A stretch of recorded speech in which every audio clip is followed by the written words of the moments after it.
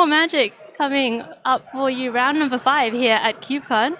And we have going straight into the action of game number 1. It is Caleb Durwood. We just saw Caleb on the stream earlier playing against Mike Bilan. So we've actually seen both of these decks already. Mike with that 4-color ramp deck with Lotus Cobra and the Felidar Retreat and all this stuff. Caleb with the Rakdos Sacrifice Artifact synergy. Mike with Birds of Paradise on 1. How do you think this one's going to go, Ryan? I gotta say, winning the die roll, huge for Bilan here. When he starts casting these expensive spells, he goes way over the top of Durwood, outside of Durwood really getting this graveyard exchange stuff going on.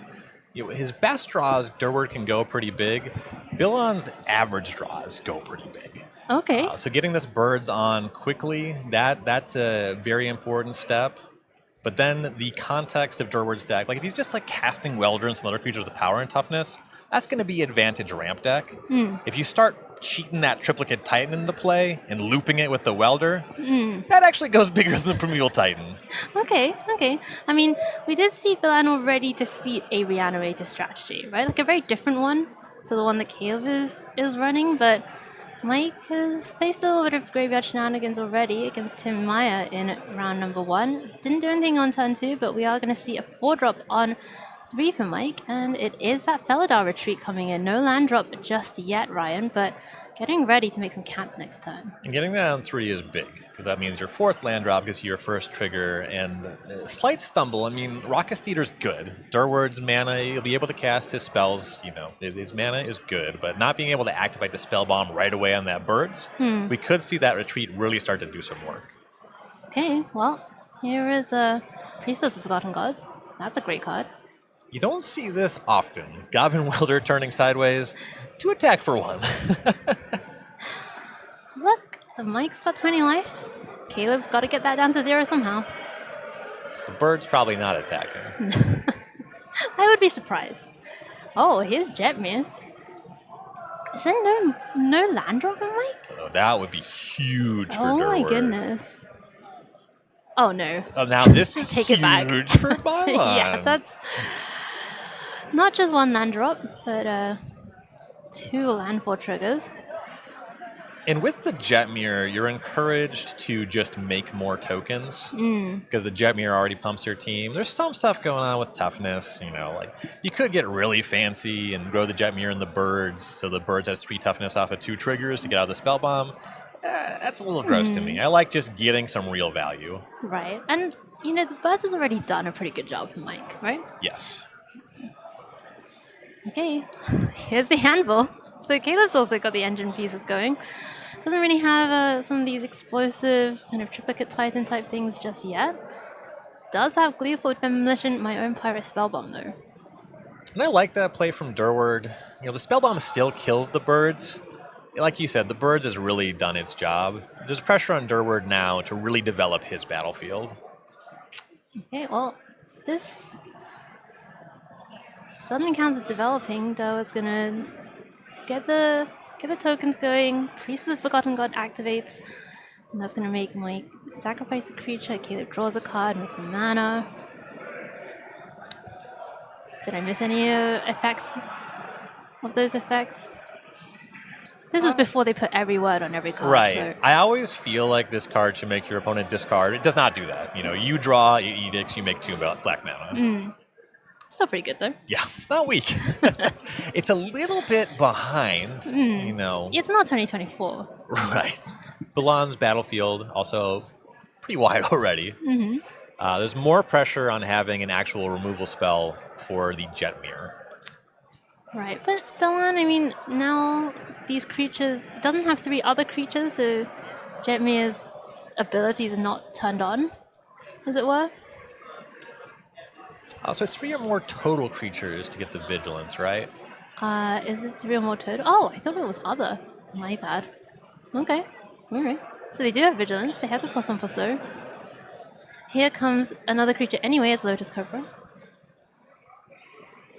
Ooh, another fetch land. This is getting out of hand. Yeah, we see why Tim Myers didn't get those. Pretty high picks in the old Q format. You think? I knew this would happen. before we came on, I was like, Ryan, you're just so like sardonic. You know, you're really gonna drag me down the spiral of negativity. I'm not saying it's not happening, chat. And here comes the team. They got vigilance. Something that I think is quite strong about Balan's deck is this is similar to what we saw him do against Tim Myers. He starts getting all this stuff on the battlefield, gets some large creatures, has battlefield presence. Against Myers, we saw a couple timely removal spells. In this game, Balan has Mana Leak, and he's currently ahead. Okay. How good is a counterspell when you're just already winning the game? I mean, that's true, but Caleb's stuff isn't that expensive. Right? Like, if Caleb finds a triplicate Titan or whatever, it's not certain that Mana Leak does that much. If he can find his cheaty things, if he can get a Titan, if he can get the Cityscape Leveler in the graveyard, you got the Goblin Welder, you'll be able to execute that. But he can't, for example, cast Daretti. That's getting Mana Leak. That makes sense. That makes sense. Caleb's going to throw this Ashnod's Harvester in front of one of these cats, and that's going to prompt the fetch from Balan. You could have tricked me and told me that that creature can't block. Why would I do such a thing? We're part of a team. So I've been told. I'm just exposing leaks in my game, if anyone was curious. Mana Leaks in your game? Mana Leaks in Balan's game. Caleb is going to do some shenanigans. Spellbomb's coming in. It's going to finish off that cat. And I believe Caleb also gets a construct out of the deal. Oh no, it was not his turn. Right. Only constructs only on your own turn. Life total not high. Not dire. Yes. Well, Jetmir's lethal on its own. You can argue how important that is. Okay. Oh, how about this? Marionette Apprentice, make it 2. Oh yeah. That's getting Mana Leak. Big agree with this play. Nope. At least not if you find some mana. Yeah, Well, you could though, right? the priest could pay for this Mana Leak. So maybe I agree with this play less. Okay. Priest is gonna... You gotta cast that Mana Leak faster. That's what it is. Okay, so the Caleb's gonna draw a card. One of those cats gets sacrificed. I think Caleb probably has to pay another... Yeah, he'll need a third land. Yep. Yeah, third mana here. Yeah. I oversold the Mana Leak. I apologize to the viewers at home. I think you should apologize to Mana Leak. Mana Leak is cool. We're cool. You're cool? Mana Leak would forgive me. Are you sponsored by Mana Leak? Is that why you're overselling it? Sponsored by Mana By Leak. Big Mana Leak. Big Mana Leak. Okay, Caleb's got the land drop God. anyway. I love that land after the Mana Leak. Just like, do you think that Durward was baiting it? No. I bet if I don't play this land, I'll get that Mana Leak and this priest is going to blow him out. The priest is on board. Yeah. Alright, Feldon goes to the graveyard. Caleb's digging. I mean, the Feldon retreat's still a problem. Yes. It's much more under control. It's still strong. But Balan doesn't have that much mana. You know, that Cobra's dead. We're not going to see Primeval Titan, you know, with any kind of immediacy. Okay, well, here's Ledger Shredder. Is there a second spell to follow up and get that Connive trigger going? Just one card left in hand, so it really wouldn't be of much value either way. I think the best case scenario is like if Balan could draw and either already has the land or draws Primeval Titan and then can really go off with the retreat. But his life total is not high either. Yeah, he's down to just 11. That priest is doing work. The Yeah, anvil's doing work. And Anvil... The apprentice is subsidizing both of them. Right? And the Anvil was even still untapped, so gets to activate. Balan down to 8. I mean, Mayhem Devil is lethal here, right? It's gotta be... How far off are we from lethal as the battlefield stands? Right. Okay, well, at least all of Balan's creatures have vigilance, so that's presenting a barrier to the combat route. So there's 2 artifact creatures. If you sack those... I guess artifact creatures are the same as creatures. Epicure? That's a point. Okay. The anvil's a point. The anvil's a point. Priest is 2 points Okay, plus and 2 the creatures, blood- which is 2 more points. And the blood stacks Blood's a point. itself. And That's then a the point. welders, I think we just counted 8. I believe you. Again, I would never properly represent math. That just seems like your job. Go on. Like in the expert seat. I'm not the expert on arithmetic. Okay, but I need my expert to do the maths for me. All right, then I'm going to say that it was 8. Okay. All right, let's find out. Caleb's gonna go. Activate priest. Sacrifice these 2 things. You sacrifice a creature. I draw a card. I make 2 black mana. You lose 2 life. And another 2 life from thing down to 3. I mean, it looks lethal. We'll see if my math checks out. I'm gonna go out on a limb and say it does. It's looking pretty good. Okay, you go down to 6. Paying 2 Phyrexia. Okay, is this necessary? No, and that's the beauty of it. He's running up the score. I will Yeah, it say, doesn't get enough screen time, Caleb. this is a really crunchy end game, right? I love it. And because I counted to exactly 8, so casting another thing that's more lethal, Okay. it's fine. All right, okay, Mike's gonna scoop it up. Wow, that was a fun game. I love Caleb's deck. Yeah, it's sweet. It's so sweet. And, again, we're seeing something that the big reason that Goblin Welder has fallen off in higher power cubes is it's a little tough to set up the synergies, and also it's so fragile. But this cube really does a good job of scaling back the power level to let a card like that really shine. Besides, Caleb's the one with the Mayhem Devil, so... All right, we are going to game number 2 here. Caleb Durwood taking down the first game after recovering from quite a serious board state. We're going to have Mike Billan with a Ledger Shredder on 2. Great time to have a Ledger Shredder. Great time to have a Priest of Forgotten Gods for Durwood. No 1-drop on the draw. A little tough for Durwood, but there's a lot of ways to immediately push this Priest. All right. Shredder's going to get in. Some pressure to get a second creature or to answer the Priest, and this is a really nice second and third creature.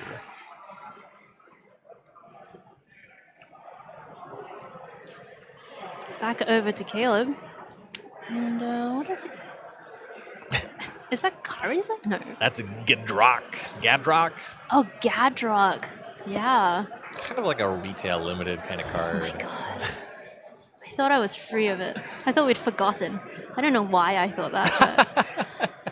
But this is has another great word in the card name. Gadrock the Crown Scourge. Ooh, One of your favorites. thematic. Gadrock the Crown Scourge. Can't attack unless you control 4 more artifacts. And you get a treasure. It's a slow start for Durwood, but both cards that he controls scale with a lot of the stuff in his deck. Would Things you could be describe very that as explosive. synergy? Well, we'll see what he plays with it. It could be a combo. Okay, alright, okay. He's actually just going to throw the Gadrock in front of this... I like that block a creature. lot, actually, even with the trade. The Golem gets pumped, and so it trades with the 5/4, but Gadrock is pretty slow to set up. The fact that it can't attack on its own for a while. Right. Durwood had nothing on 1, so how Right. much is he going to be able to cast on 4? I know it's kind of difficult to get the treasure thing going anyway, but Shredder's going to go down to Bone Shards, and that was getting in? Did I read that attack for correctly? 1. Okay. Oh, that's going to mean a counterspell.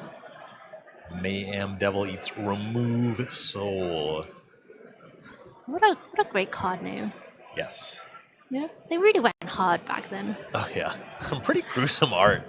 Nowadays, it's like, please, sir, may I have this spell or whatever. Didn't That's what say every card. please. Just tone policing. Here's the tortoise. Here's the tortoise. The tortoise is back. Is he going to assemble the Splinter Twin and get Felidar Retreat? We'll find out. Oh, baby. All right. Is that Siege Gang Commander? That's Siege Gang Commander. Very Let's good on go. its own. a lot of fuel for the priest. You know, that 1/1, it's gumming things up. You won't be able to get the tortoise right away. But still, gets to do the thing. Make the mana, draw a card. Play the Blood Fountain. Decent. Decent. Still has 1 mana. Could crack something. No need though. Yeah, he's pretty little light on cards in hand. You know, that Bone Splinters, just discarding a land. He's about to draw 2 with the Blood Fountain though. That's true. Just love, there's so much recursion, so much consistency. Turtle's getting in, it's going to start milling, and that's great if you're Mike. Seeing those lands go to the bin, pretty sweet. Really wishes he already had his Felidar retreat. You know, that extra land's not amounting to a ton just yet. Magma Jet? Answering the priest is good. It helps with the tortoise a little. You know, the siege gang could cut it down, sacrificing the goblin token and the siege gang itself, but then the battlefields are kind of even. Right. I gotta say that Blood Fountain is kind of a nice kicker for Durward, though. The last card in Balan's hand is a land. Okay, alright. So Balan's really looking for a lot of action here. You ever sacrifice Goblin Welder to Siege Gang Commander? I have not. I've not had the pleasure. I have not had the pleasure. So I was getting in with the Siege Gang and one of the goblins made. Upkeep fetch.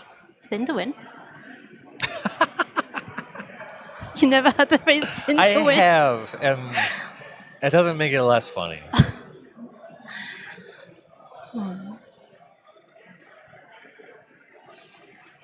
Just gotta be optimal, you know? Always be optimal. That's my motto in life. It's a good motto. Alright, so what does Balan find? Is it something exciting? I saw a forest, Yes. but this looks like action. Perhaps. Is it a Birds of Paradise? No. Yeah, you know, you just type in the one forest. It doesn't look like it's something very high impact. I'll say that much. Give him time. Let him cook.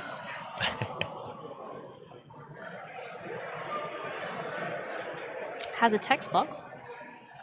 6. That's good with Okay. forest. That's good with forest? Is that what you just said? It's good with forest. Okay. All right, so there was a little confusion there. Okay. Try to resolve 6's attack trigger as an enter the battlefield trigger. I see that this mistake is kind of common. This is a Modern Horizons card. Text. Put those cards right back in the deck. Easy fix. Yeah. We will mill if and when 6 can attack. Right. And it does give all the non-land permanent cards in your graveyard retrace. So lands that Mike finds off the top are now useful, which is great news for him. We're about to see Ren and 6 and 6. Oh, Ren and 6 and 6. Ren and 12? Classic combo. Ren and 12. Ren and 12? What's this Ren 6 doing? Surely, that Goblin Welder looks juicy. Yeah, cutting that down would be nice, and we see Ren and 6 is on 2, so I have to imagine this was happening. You know, the Siege Gang can cut the Ren and 6 right back down. She said cut it down because it's a tree monster. Oh, wow. Wordplay. Oh, that just High works. art Yeah, here in the booth at CubeCon. Caleb's prioritizing the Blood Fountain. That makes sense. Cost all 4 mana. Yeah, you could even get that Welder back if you wanted. True. Keep milling.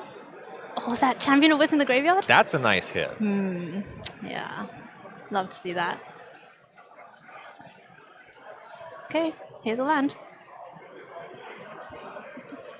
I mean, this is what Villain's deck is supposed to do, right? The Yes. Ren and 6, the Turtle, the 6, like just Things everything looked going on. really mopey until 6 showed up. But that's like the whole thing with Mana Wrap, right? Right. The idea is a small number of your cards are hugely impactful. Right.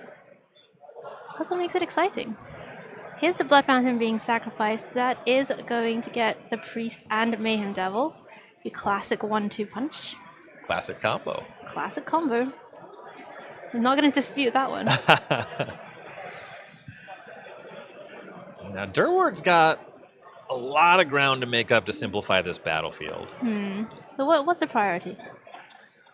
The priority seems to be to deal with Renin 12. Okay. You can handle the tortoise hanging around for a while. Ideally, you can answer 6 and Renin 6. Okay. Pretty easy to cut down the Renin 6. I like prioritizing the 6. Okay. Because that's just every card in the graveyard. Right. Yeah, I mean, Red and 6 definitely also does let you do that eventually, but And you this, do get both. this time. Right. Yeah, and because the math's worked out, the Siege Gang still attack. This is a really good turn for Durward. Okay, great. So he's cleared things up here, and we're going to go a little bit faster with the speed, with the magic of recorded magic here. Mike Milan eternalizing the Champion of Wits, going to get to draw 4 and discard 2. Tortoise is still active, Mayhem Devil on the other side of the battlefield. It's kind of about board presence right now, Ryan. Yes, yeah. Balan's got some large creatures here, and that was part of the precarious nature of Durward's spot, is this eternalizing Champion of Wits, getting the large creature on the battlefield. That was the floor. You know, he still had that after losing 2 other permanents. Right. Okay, and that is tap from the Convoke Conclave Tribunal, taking out Mayhem Devil, the biggest problem on the battlefield. Here comes Voldaren Epicure and the Anvil again, so it's the wheels are turning for Durward. Life total is looking good for Durward now, and in that turnaround, getting that chump blocker, getting in a couple chip shots, and establishing the Anvil, things now look pretty nice for him. Yeah, really looking forward to the end game here. Mike Milan gets to untap. Let's see what he found from. I mean, he drew 4 discard 2. That's pretty significant. We're expecting him to have some gas in hand. What has he got? You'd hope. It's going to be attack first. That deck's getting a little slim. Okay. It's about to get slimmer. You know what they say. Thin to win. Thin to win. Is this a fail to find? There's no lands left. The tortoise did too good of a job. Oh, Assimilation Aegis. Just taking the construct. So it can only target creatures, right? Yes. So you would love to answer the Anvil. Just don't think that's the way the cards are drawn. Right, and I guess copying Siege Gang Command doesn't actually do anything for you. Yeah, it just gets sacked too. And yep, you can still sacrifice creatures to that Anvil as well. It's just a quick judge call, it looks like. Maybe an end step sacrifice there with the Anvil. Mike is down to 4. Caleb just has the Anvil. Nothing else on the battlefield other than lands, and that 1 card in hand on Holy Keys. Okay, that's an answer. Yeah, kills the Titan. One of many situations that affirms why I'm a lightning bolt gamer. See, bolt plus Anvil would have been lethal. Right. But, obviously, this is outside of Durward's hands. I'm just saying. Well, it was in Durward's hand, actually. Mike's gonna keep making that library really thin, but Caleb's life total is 2, and that's gonna be it. Caleb scoops it up. We are seeing game number 3 here, and I'm actually really glad because this matchup is sweet. Yeah, some nice back and forth going on here, which you wouldn't necessarily expect given the archetypes. Right. But very interactive, very interesting games. Blood Fountain on 1. I mean, both of these players, their decks are just so good at being consistent and getting out. Scrapheap Scrounger is one of the 2 cards with the highest penetration of Pro Tour top 8s of all time. That is true. That card and Grim Monolith. Yep. That was like roughly when I started playing Magic, and let me tell you, Scrapheap Scrounger was extremely terrifying. Lotus Cobra is not sticking around. I think if Balan had Grim Monolith, the game would be close. Heavy advantage Durward here right now. He just has so many permanents already. Yes. Yeah, this is a curve that you want on the aggressive side of things. Like, we're like City's Blessing level, you know? Close to. Yeah. Nice little reference to a retail limited set for you. Scavenging Ooze, a classic. A very suspicious Scavenging Ooze, tapping Taiga Forest for it, leaving up Hollowed Fountain. Yeah, I wonder what that represents. Durward knows it's something. Well, it's Path to Exile. The Duretti comes down. Who's the ramp deck now? Durward has so much more material than Balan. That's just, I mean, you know, we talk about Advantage Bar and all that stuff. I mean, several years ago, the term Advantage Bar was au courant. Mike's down to 12. I mean, you can just look at the permanents, right? Like, that's just, the person has more stuff it's likely that they're ahead. And Balan's deck has some removal spells, but not really like a sweeper. Right. He's not going to cast Supreme Verdict here. Okay. Here's that removal spell. Birds of Paradise plus Okay. Contemplative Reveal. This might be about as best as this turn could have been. Right. Answer that to ready, get some ramp going. Alright, but Experimental Synthesizer, another pet card of mine from Neo. Okay, that one. That's a bad hit. That's not. That's like not where we the put last that card one. you want to hit. But this is also pretty nice. Here's the Priest, Voldaren Epicure, the Scrappy's getting in. Balan really needs some help here. Maybe Felidar Tree to fetch land would do I something. think ideally it's like Primeval Titan into big next turn. Okay, well, there's land number 5, mana number 6 for Balan. What is there going on in hand? Not It's many past the cards in turn back. hand there left over. That can't be good.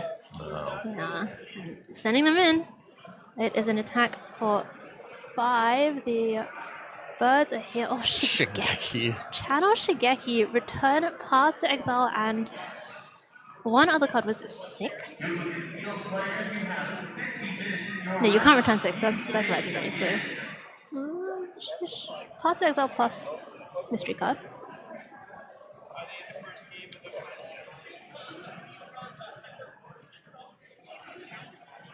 It's not Blood bad. Fountain back the Scrappy's Fountain.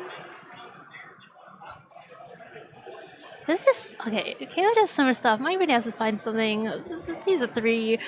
It's gonna all be over if you can't put a lot of blockers out or deal with a bunch of these permanents all at once. Yeah, the Bird Tribunal, that was good, but that was step 1 of a 3 to 7 step plan, and there was no step 2. I see. Like just the Yeah. following turn was nothing. Yeah. Like the Shigeki, it's cool. You got a Path to Exile in your hand. Okay. Well, okay. It's even in a multi-step plan, you still got to do things one at a time, right? So getting the path, that's something. I guess what I'm saying Okay. is step 2 Oh, it was the ooze. Okay. needed to impact the battlefield. Okay, and here's Path. That's going to exile something. Ooze does a little something about the life total, right? And now Balan does have a bunch of green mana up. At Yeah. least 2. Yeah, looks like 2. Mm-hmm. Unfortunately, the Horizon land doesn't pad the life total. It still grows the Scoos. Yeah. Assuming there's enough creatures. There's not too many. No, they're all in Balan's own graveyard, but that is going to do it. Metamorph, too much for Balan to deal with, and Caleb Durwood is going to advance to 2-0 in the Chicago Cube, which is the Cheese Standalone Exhibition Cube here at CubeCon. Ryan, that was a masterclass. It was. I like Durwood's deck a lot. Yeah. Definitely like the way that he played the games, but specifically, what we talked about after watching him the first time is that he has a deck that leans heavily on artifact synergies and graveyard synergies. Right. Much of the time with the same cards. Right. So his deck is just a really efficient, synergistic machine. Okay, yeah, and as for Mike, that was a good showing as well from His deck his was more good. lands-based deck. We saw a lot of Felidar Retreat, Jetmir, but ultimately just couldn't grind it out against Caleb Durwood's red-black deck. All right, we are going to go away for a quick break. When we come back, more Magic from round number 5 here at CubeCon.